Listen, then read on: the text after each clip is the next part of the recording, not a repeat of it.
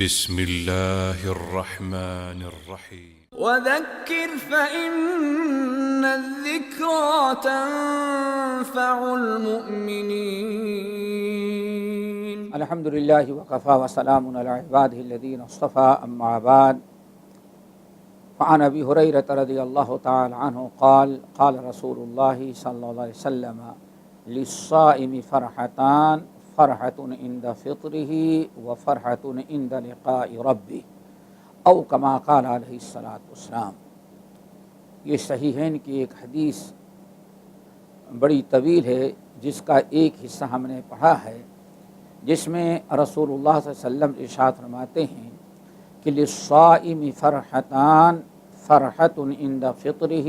وفرحۃ عند لقاء ربہ، کہ ہر روزے دار کو اللہ تعالیٰ دو خوشیاں نصیب کرتا ہے. جتنے بھی روزے دار ہیں اگر انہوں نے صدق دل کے ساتھ تصحیح عقیدہ اور ایمان کے ساتھ روزے کے آداب اور اس کے حدود کو باقی رکھتے ہوئے جس نے بھی روزہ رکھا، اللہ تعالیٰ اس کو دو بشارت اللہ تعالیٰ اس کو دو خوشیاں نصیب کریں گے. دونوں خوشیاں کیا ہیں؟ نمبر ایک، نبی علیہ السلام نے ارشاد فرمایا فرحۃ عند فطرہ، ایک خوشی تو وہ ہے جو انسان کو روزہ افطار کرنے کا وقت نصیب ہوتی ہے. انسان جب روزہ دن بھر رکھتا ہے اور مغروب آفتاب کے بعد جب روزہ افطار کرتا ہے تو یہ پہلی خوشی ہے اللہ تعالیٰ کی طرف سے جو روزے دار کو حاصل ہوتی ہے. اور یہ خوشی ہمیں کیسے حاصل ہوتی ہے؟ اس کو کئی ناحیے سے سمجھا جا سکتا ہے. نمبر ایک، سب سے بڑی خوشی ایک مومن کو جب شام کو روزہ افطار کرتا ہے تو وہ یہ ہوتی ہے، اس لیے ہوتی ہے کہ اللہ رب العالمین نے جو اس پر فریضہ عائد کیا، اللہ تعالیٰ نے جو ذمہ داری اس پر امانت کی، اس نے مکمل طور پر اس کو ادا کر لیا. فطری طور پر دیکھتے ہیں ہر انسان پر جو ذمہ داری ڈالی جائے وہ ذمہ داری نبھا دینے کے بعد فطری طور پر اس کے دل میں ایک خوشی ہوتی ہے،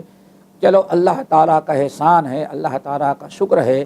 کہ ہم پر جو ذمہ داری اللہ تعالیٰ نے ڈالی تھی اس کو ہم ادا کر لیے اور اللہ تعالیٰ نے ادا کرنے کی توفیق دی. یہ اپنے معاشرے میں بہت سارے لوگوں کو دیکھیں گے اور تجربہ کریں کہ یہ خوشی ان کو ذمہ داری ادا کرنے پر محسوس ہوتی ہے. ایک انسان پر اولاد کی ذمہ داری ہے، ساری اولاد کی ذمہ داریاں وہ ادا کر لیتا ہے، لکھا کر کے پڑھا کر کے شادی بیواہ کر کے فارغ ہو جاتا ہے. تو جب بھی آپ اس سے پوچھیں کہیں گے الحمدللہ ہم نے بہت بڑی ذمہ داری ہماری ادا ہو گئی، اللہ رب العالمین نے ہمیں ادا کرا دیا، اللہ رب العالمین نے فضل و کرم کیا. اللہ تعالیٰ کا شکر بھی ادا کرتا ہے اور اپنے دل میں فرحت اور مسرت بھی محسوس کرتا ہے. اسی طرح سے ایک دیندار اگر آپ صادق الایمان ہیں، آپ پر اللہ تعالیٰ نے 5 وقت کی نماز فرض قرار دی ہے، ہر نماز آپ پڑھ کر کے فارغ ہوتے ہیں تو ایمان کے تقاضے کے مطابق آپ کو خوشی محسوس ہوتی ہے کہ اللہ تعالیٰ نے ہمیں جو ذمہ داری ہم پر مسلط کی تھی، جو فریضہ ادا کیا تھا، ہم نے اس فریضے کو ادا کر لیا. اس پر اللہ تعالیٰ کا وہ شکر ادا کرتا ہے. غالباً اسی لیے نبی علیہ السلام نے ہر فرض نماز کے بعد سب سے زیادہ کثرت سے جس دعا کے پڑھنے کا حکم دیا ہے اس میں شکر گزاری ہی کا تذکرہ ہے. جیسے کہ اللہ کے رسول نے ارشاد فرمایا اے معاذ، جب بھی فرض نماز پڑھ کر کے فارغ ہونا تو یہ دعا ضرور پڑھنا، کبھی یہ دعا ترک نہ کرنا. اللہم اعنی علی ذکرک و شکرک و حسن عبادتک، اے اللہ آپ ہماری مدد کریں کہ ہم آپ کا خوب زیادہ ذکر کریں، آپ کا خوب زیادہ شکر کریں اور اچھی سے اچھی آپ کی عبادت کر سکیں.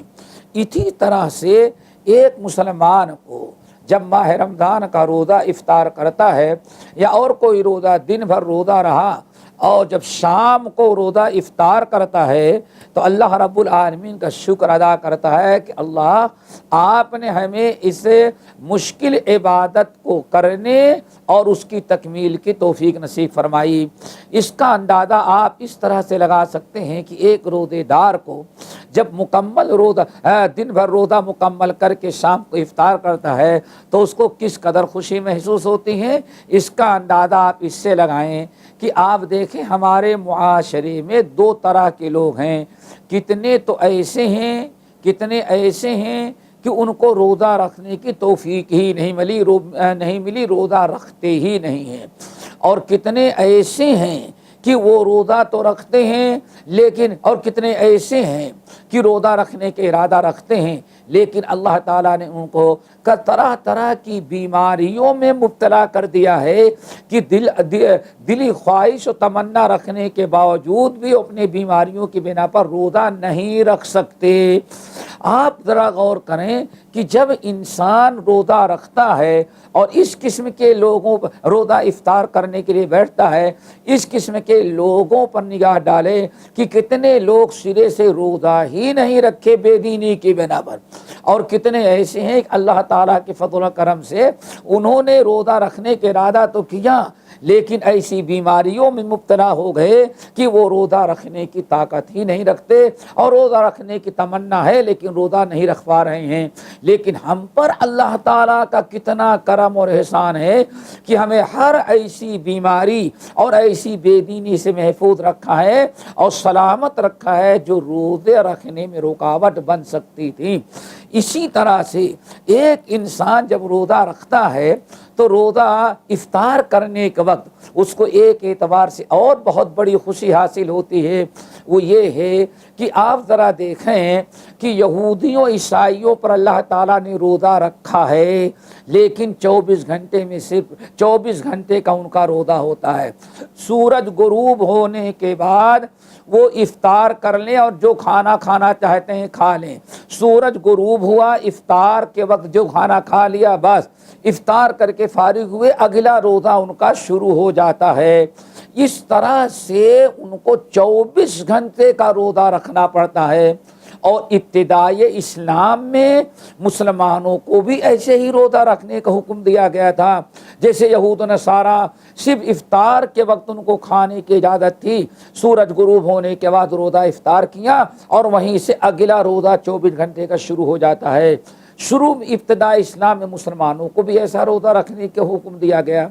اس میں مسلمانوں کو بڑی تکلیف بڑی پریشانی تھی، لیکن اللہ رب العالمین نے سورۃ البقرہ کی آیت وَأُحِلَّ لَكُمْ لَيْلَةَ الصِّيَامِ الرَّفَثُ إِلَىٰ نِسَائِكُمْ هُنَّ لِبَاسٌ لَكُمْ وَأَنْتُمْ لِبَاسٌ لَهُنَّ، پھر آگے اللہ تعالیٰ نے ارشاد فرمایا وَكُلُوا وَاشْرَبُوا حَتَّىٰ يَتَبَيَّنَ لَكُمُ الْخَيْطُ الْأَبْيَضُ مِنَ الْخَيْطِ الْأَسْوَدِ مِنَ الْفَجْرِ ثُمَّ أَتِمُّوا الصِّيَامَ إِلَى اللَّيْلِ۔ یہ آیت نازل ہو گئی اور اللہ تعالیٰ نے مسلمانوں کو، اس امت کو، حرم کو اور آپ کو یہ اجازت دے دیا الحمدللہ کہ سورج غروب ہونے سے لے کر کے جب تک سحر کا وقت ختم نہ ہو جائے، فجر کا وقت شروع نہ ہو جائے، تب تک اللہ تعالیٰ نے ہم کو کھانے پینے کی اجازت دے دی۔ اللہ تعالیٰ اگر چاہتا تو ہمیں بھی 24 گھنٹہ کا روزہ رکھنے کا حکم دیتا، لیکن اللہ نے کرم کیا، وہ ہمیں صرف دن بھر روزہ رکھنے کا حکم دیتا ہے اور رات بھر کھانے پینے کی اجازت دے رکھی ہے۔ اگر اس ناحیے سے انسان سوچے تو انسان کو بہت زیادہ اللہ تعالیٰ کے شکر گزاری کا موقع ملتا ہے، اور اس وجہ سے اللہ تعالیٰ کی اس سہولت پر انسان کے دل میں افطار کے وقت بڑی خوشی اور فرحت اور مسرت محسوس ہوتی ہے۔ دوسری خوشی جو ایک مومن کو نصیب ہوگی، نبی علیہ السلام نے ارشاد فرمایا فرحۃ عند لقاء ربہ، یہ اس وقت ہوگی جب انسان روزے دار حشر کے میدان میں قیامت کے دن اپنے رب سے ملاقات کرے گا، جب اپنے رب کے سامنے آئے گا اور رب روزے کا اجر و ثواب دے گا، اللہ تعالیٰ اس کے گناہوں کی مغفرت اور بخشش کا اعلان کرے گا۔ اس وقت مومن کو بہت خوشی ہوگی اپنے روزے پر کہ ہمارے روزے نے اللہ تعالیٰ سے ہم کو راضی کرا دیا اور اللہ تعالیٰ کے فضل و کرم سے ہمیں جنت کا مستحق بنوا دیا۔ اور اسی موقع پر اگر اس حدیث پر بھی نگاہ رکھی جائے کہ نبی علیہ الصلوۃ والسلام ارشاد فرماتے ہیں الصیام والقرآن یشفعان للعبد یوم القیامہ، روزہ اور قرآن یہ دونوں قیامت کے دن اللہ رب العالمین کے سامنے بندے کے حق میں آ کر کے سفارش کریں گے اور کہیں گے اللہ اس بندے نے ہمیں روزہ کہے گا اللہ ہم کو ہم اس کی روزے ہیں، اس نے ہمیں روزہ رکھا، ہم نے دن بھر کھانے پینے سے محروم رکھا۔ اسی طرح سے قرآن کہے گا اللہ میں آپ کا کلام ہوں اور رات بھر اس کو آرام کرنے سے میں نے منع کر رکھا تھا، ہماری شفا ہم دونوں کی شفاعت قبول کر لیں۔ نبی علیہ السلام ارشاد فرماتے ہیں روزہ اور قرآن قیامت کے دن اس وقت تک نہیں ہٹیں گے جب تک کہ اللہ تعالیٰ سے سفارش کر کے بندے کو جنت میں داخل نہ کرا دیں۔ یہ مومن کو بڑی خوشی حاصل ہوگی قیامت کے دن جب اپنے رب سے ملاقات ہوگی۔ انہی دونوں خوشیوں کا تذکرہ اللہ کے نبی نے اللہ کے رسول نے کیا، فرمایا للصائم فرحتان فرحت عند فطرہ و فرحت عند لقاء ربہ، ہر روزے دار کو اللہ تعالیٰ دو خوشیاں نصیب کرتے ہیں، ایک خوشی تو روزہ افطار کرنے کا وقت اور دوسری خوشی قیامت کے جب رب سے ملاقات ہوگی روزے دار کی، اس وقت اس کو بڑی خوشی نصیب کریں گے۔ اللہ تعالیٰ ہم تمام روزے داروں کو ان دونوں خوشیوں کو نصیب فرمائے۔ اقول قولی ھذا واستغفر اللہ من کل ذنب واتوب الیہ۔